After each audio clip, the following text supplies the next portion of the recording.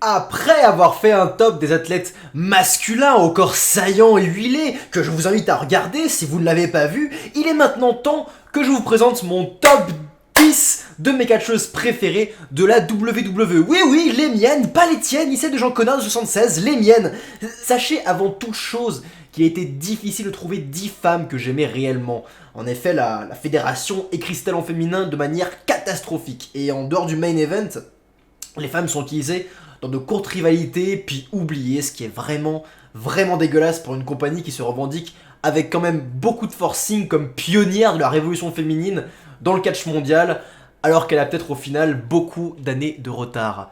Bref, on parlera ça peut-être dans une autre vidéo. En attendant, commençons ce top avec le numéro 10.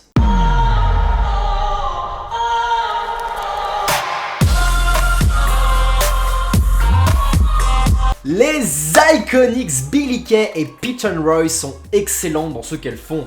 Elles sont tout bonnement insupportables, mais c'est vrai, mais elles sont aussi très drôles. Et quand elles ont gagné les titres par équipe féminin à WrestleMania, j'étais vraiment ravi. Mais elles ont ensuite été mises de côté et les titres ont disparu des shows.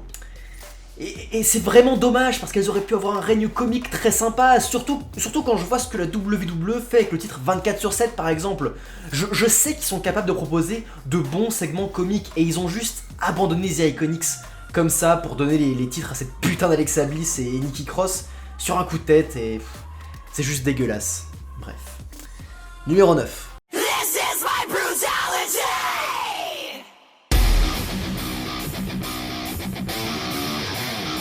Rhea Ripley est une catcheuse que je n'ai pas énormément suivie, mais qui m'a tout de suite scotché lors du Royal Rumble féminin de cette année.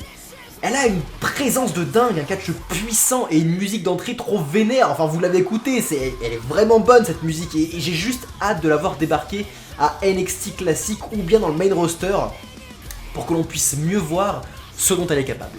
Numéro 8.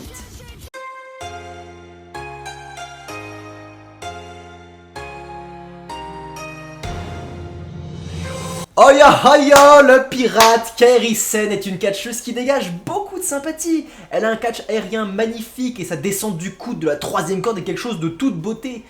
Malheureusement, elle est coincée en ce moment avec Asuka et je sens que la WWE ne compte pas mettre Kairi Sane en avant plus que ça, ce que je trouve complètement dingue étant donné son talent.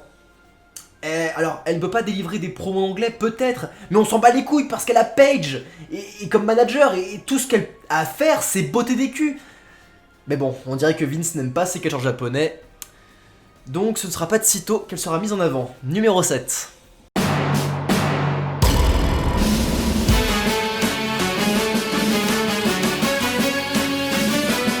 Ah, la petite Cassie. Cassie. Ce qui est sûr, c'est que Ricochet a bon goût. Hein. Mais ce qui est encore plus sûr, c'est que Cassie Catanzaro est la catcheuse incarnant le mieux le rôle d'une babyface dans ce classement. Elle est plus petite et plus fine que les autres catcheuses du roster, mais compense cela avec une agilité hors du commun. Et regardez, la manière dont elle s'est sauvée de son élimination lors du Royal Rumble était beaucoup trop cool. Allez revoir ça si vous avez oublié. Et j'ai envie de voir Cassie affronter de grosses heels comme Shayna Baszler dans un premier temps, puis pourquoi pas Charlotte plus tard. Elle est hyper charismatique et j'avoue qu'elle me fait craquer, mais ne dites rien à ma femme s'il vous plaît.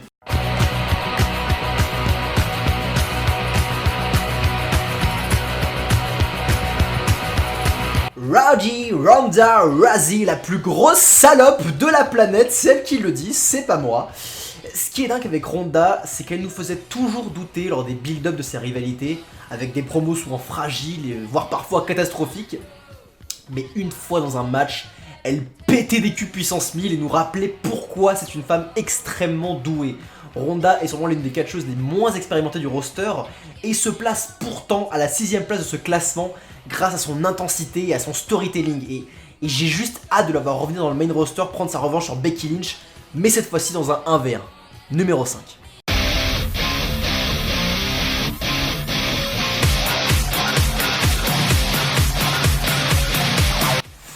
Ouh, celle-là, elle va pas faire plaisir à tout le monde, mais que voulez-vous? Charlotte est dans le top 3 des meilleures catcheuses en in-ring de WWE. Oui, je fais un top dans le top, j'en ai rien à foutre. On pourrait même dire que c'est la meilleure en termes de in-ring. Alors oui, on la voit partout, oui, elle gagne opportunité sur opportunité comme un certain Roman Reigns, mais là où il est certain que Roman Reigns n'est pas le meilleur catcheur de la fédération, on peut sûrement pas dire la même chose pour Charlotte Flair. Ses matchs contre Becky Lynch en fin d'année 2018 étaient fantastiques, et celui contre Asuka à WrestleMania 34 était le meilleur de cette soirée. Elle a beau changer de gueule et de poitrine chaque semaine, Charlotte reste un des meilleurs talents de la compagnie. Numéro 4.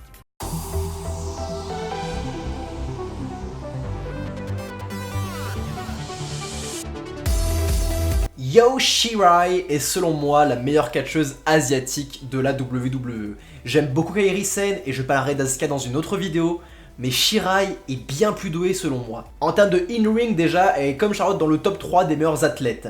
Et en termes de storytelling, elle était une très bonne babyface mais devenue une fantastique heel depuis son match en cage contre Baszler.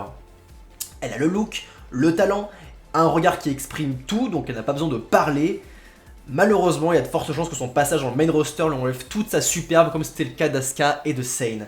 Alors croisons les doigts pour que ça n'arrive pas et que Io Shirai continue de nous faire rêver à NXT. On rentre maintenant sur le podium avec notre numéro 3.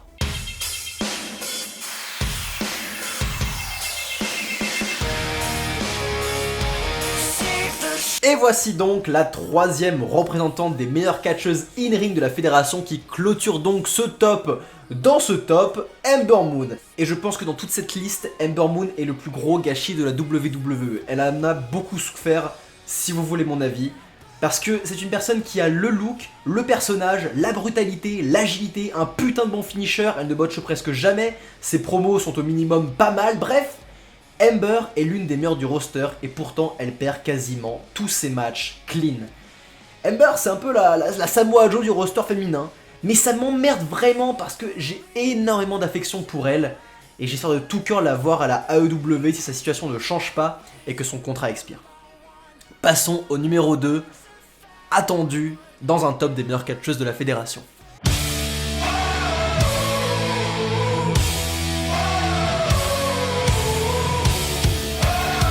Eh oui, Becky fucking Lynch, putain, ça c'est une femme, ça c'est une femme.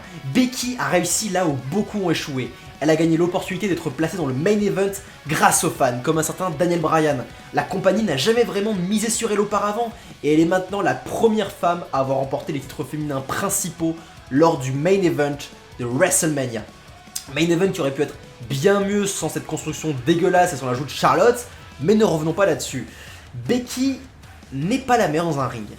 Elle reste néanmoins très efficace, mais là où elle excelle, c'est dans l'attitude. Becky a l'aura d'une championne, elle parle comme une championne, a une putain de gueule, se prend pas pour de la merde et putain elle est magnifique, mais genre son nez, putain mais Becky a un nez magnifique, Becky est sublime et j'espère que sa rivalité face à Sasha Banks va redonner des couleurs à son règne qui se déteint à cause d'adversaires pas vraiment au niveau. Ah Becky Lynch, tu es sublime, je t'aime, tu es numéro 2. Et enfin, je vous présente mon numéro 1 qui va sûrement vous déplaire.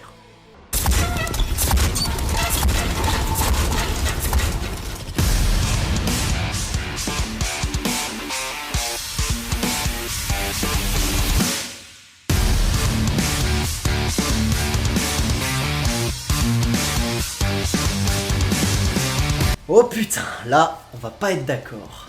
Shayna Baszler est souvent critiquée par une grande partie des fans de la WWE à cause de son catch chiant et de son règne de championne NXT qui a trop duré entre guillemets.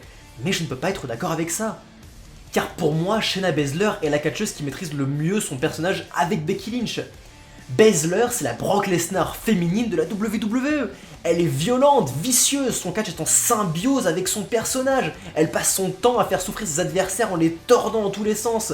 Elle a le look, on sent qu'elle est vraiment dangereuse. Je préfère de loin me retrouver face à Nia Jax ou Awesome Kong que face à Baszler.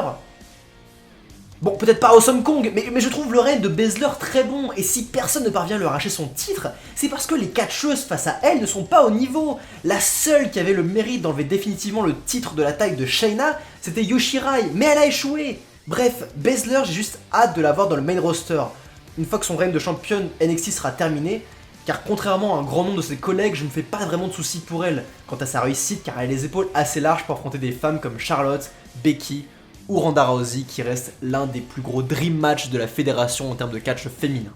C'est tout pour moi, si vous n'êtes pas d'accord avec mon classement, sachez que j'en ai rien à foutre. En revanche, vous pouvez vous abonner à la chaîne du Moulin de Voldano, la chaîne principale, ainsi qu'à la chaîne de mon frère Dino Voldan. C'était Serge Voldan, nous nous retrouverons bientôt pour un prochain Top Catch ou un Serge Podcatch, où on review du catch, on parle de catch, bref c'est génial, baisez votre femme de ma part, je vous dis à la prochaine.